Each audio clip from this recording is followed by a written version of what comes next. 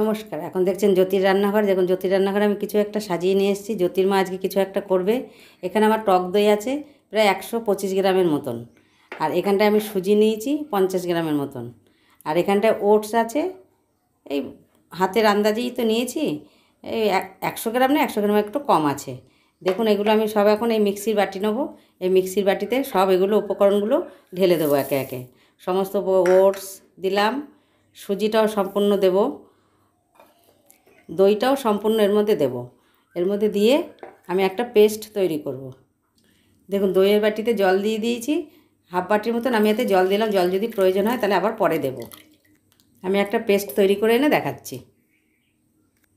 দেখুন আমি সম্পূর্ণ পেস্টটা তৈরি করে নিয়েছি, নিয়ে সম্পূর্ণ এর মধ্যে ঢেলে দিচ্ছি।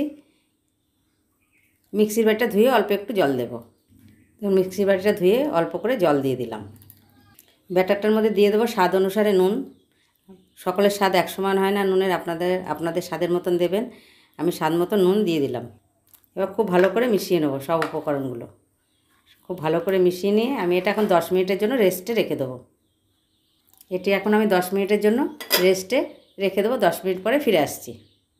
দেখুন ওইটা যতক্ষণে ব্যাটারটা আমি 10 মিনিটের জন্য রেস্টে রেখেছি ততক্ষণ আমি একটা চাটনি বানিয়ে নেবো। দেখুন এখানে আমি অল্প করে ছোলার ডাল নিয়েছি। এখানটা আমার ভাজা বাদাম, আপনারা কাঁচা বাদাম নিলেও পারবেন। আমার কাছে হাতের কাছে ভাজা বাদাম ছিল তাই আমি ভাজা বাদাম নিয়েছি। এখানে ধনেপাতা নিয়েছি, 4টে রসুনের কোয়া নিয়েছি, 3টে লঙ্কা নিয়েছি। চলুন এবার গ্যাসে ফিরে যাই। দেখুন গ্যাসটা জেলে আমি একটা কড়াই বসিয়ে দিয়েছি। কড়াইতে খুব সামান্য তেল দিয়েছি, দেখে বুঝতেই পারছেন 1 চামচেরও কম আছে। তার মধ্যে আমি ছোলার ডালটা সম্পূর্ণ ঢেলে দেবো, দিয়ে খুব একটু ভালো করে ভেজে নেব।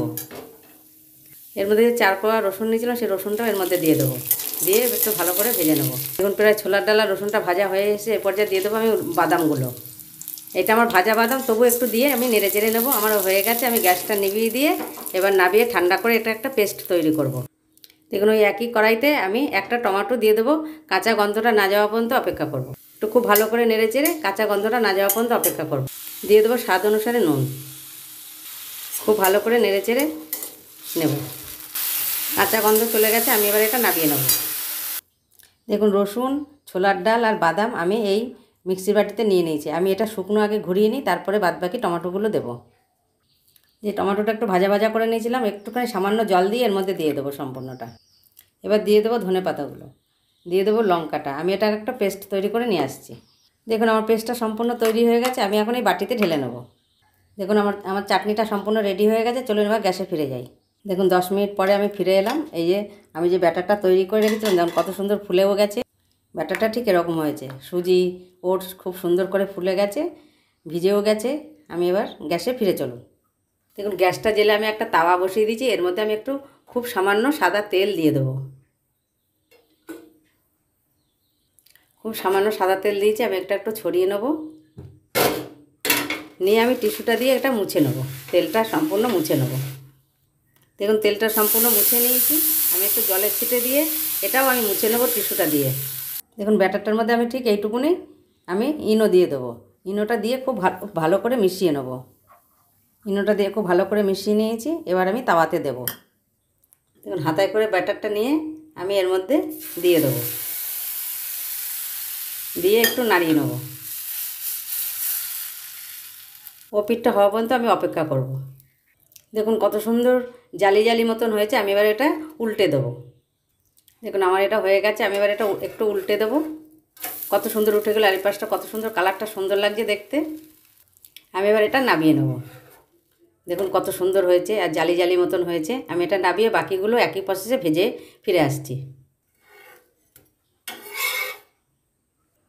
দেখুন আমার রেডি হয়ে গেছে। আর কত সুন্দর জালি হয়েছে দেখুন, কত সুন্দর জালি হয়েছে আর কত সুন্দর নরম হয়েছে। দেখুন নরম হয়েছে শুধু দেখুন। আর সকলের কাছে অনুরোধ রইল লাইক দিয়ে পুরো ভিডিওটি দেখবেন আর বেল আইকনে টিপে পাশে থাকবেন। জ্যোতির্মা যে রান্নাগুলো ছাড়বে সেগুলো সবার আগে নোটিফিকেশনটা আপনাদের কাছে পৌঁছে যাবে। দেখুন এত সুন্দর নরম হয়েছে আর চাটনিটাও খুব দারুণ হয়েছে। চাটনি দিয়ে আপনারা খেয়ে দেখুন, দারুণ লাগবে খেতে।